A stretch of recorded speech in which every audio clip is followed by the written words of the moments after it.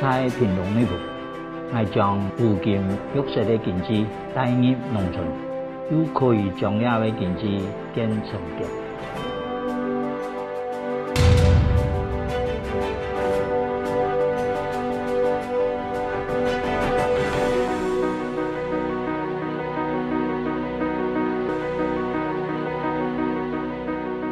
食槟榔再生风地地，现在是巧克力再生都无落落，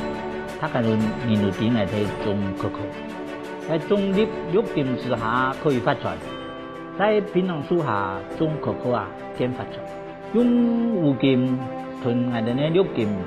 用呢结合在空下，可以促成双赢。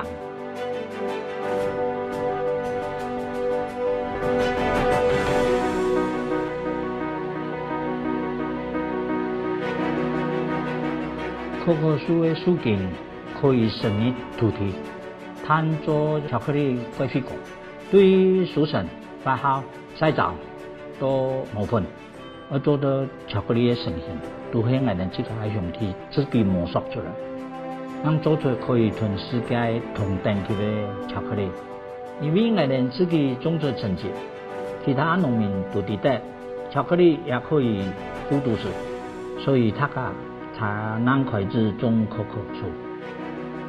现在内部已经有20家的可可树园，我们将所有生产的原料全部都制成巧克力。希望这种核心的实力可以留在本菜地的子弟继续参加。